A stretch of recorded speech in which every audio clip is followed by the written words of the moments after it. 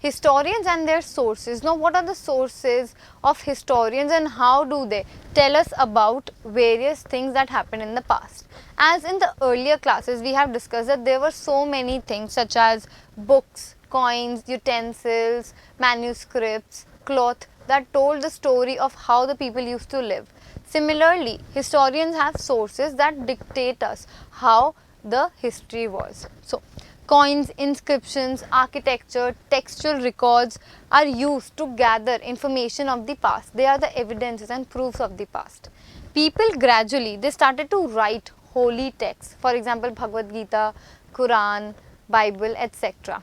Chronicles of rulers, letters, teachings of saints, petitions, judicial records, and for registers of accounts and taxes. Long documents were prepared. So it was not just to narrate day-to-day activities or to actually write only for religious purposes, but also for educating people in form of petitions and teachings of saints, but also to record day-to-day structurized methods of accounts, taxes, judicial records, etc. So, now there is an important term known as manuscripts. Now, there is an important term known as manuscripts. Do you know what are manuscripts? So, now as you write any letter to somebody, you take a paper and you write from a pen, isn't it? So, at that time, manuscripts were written and collected by wealthy people. For example, rulers, monasteries, temples. They were also placed in temples and monasteries. What did they do? So, we know that they were collected by wealthy people, rulers, monasteries, temples, and they were placed in temples and monasteries. But what was in them? What was there in these manuscripts? They contained a lot of details.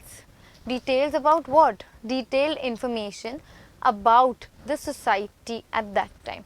Who was the ruler? It maintained records of various rulers, day-to-day lives, taxing system, accounting system, about the people, what kind of practices and rituals and traditions were followed at that time.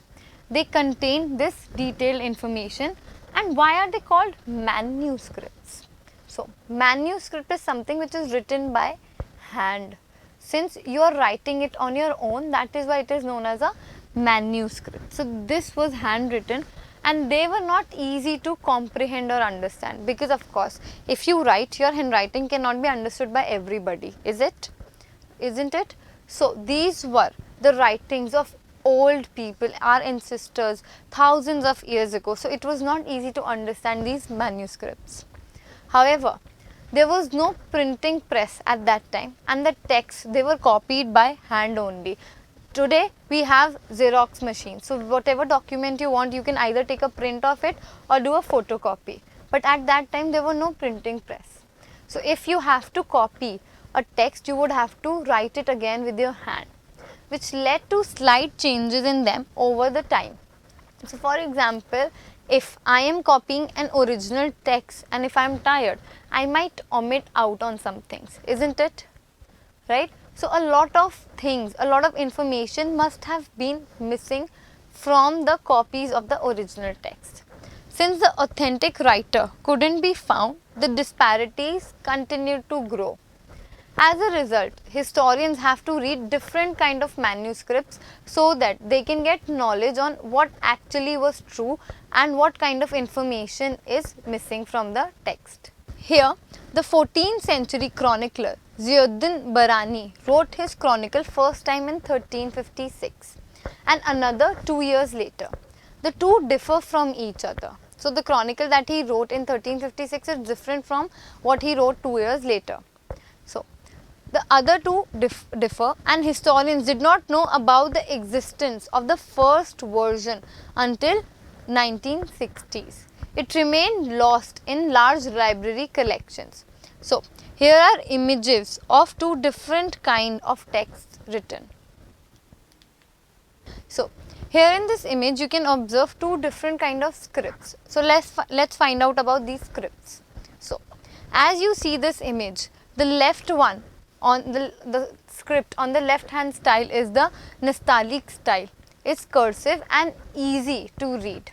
whereas on the right hand side is the shikaste. So this style is more denser, as in the words are written closely and more difficult to read. So it was not easy for historians to actually read and understand the meaning of what was written in the past.